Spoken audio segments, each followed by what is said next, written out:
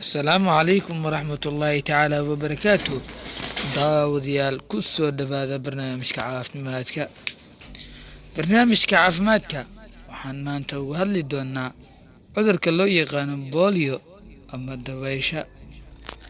dabayshu waa cudur halis ah waxayna ka mid tahay lixda cudur ee dilaaga ah waxaana sababa fayraska loo yaqaano poliomyelitis.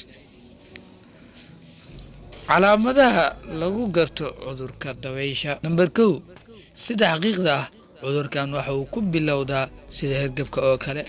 Number 2, muruq xanuun iyo dhaqdhaqaaqa qoorta ama luqunta oo yaraada.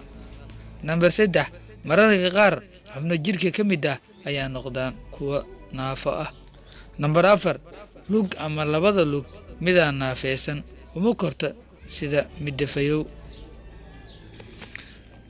cudurkan siduu ku gudbaa cudurka dabaysha.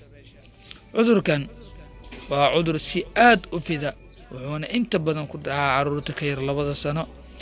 cudurka dabaysha markuu ku dhaco caruurta wuxuu ku sababaa paralysis. haddaba cudurkan waxa uu ku fidaa cabidda biyaha wasaqda ah.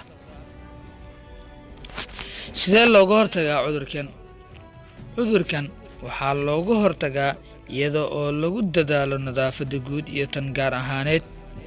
Number 2, waxaa wanaagsan in caruurta ay ahaadaan kuwa la talaalay si ay u ogaadaan cudurrada.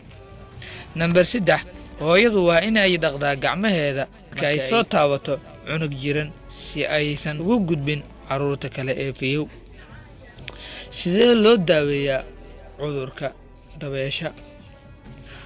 Number 1, marka uu bilowdo cudurkan isla markaasna uu saameeyo qofka ma lahan wax daawo ah. Number 2, talaalkiisa ugu wanaagsan waa 2 dhibcood ama 3 dhibcood oo afka ah. intaas waxaa inooga dhammaaday cashirkeeni aan uga hadlaynay bolio ama dabaysha. daawadayaal haddii aad doonaysid inaad nagu xirnaatid channelka subscribe si aad ula socotid casharadeenna dambe.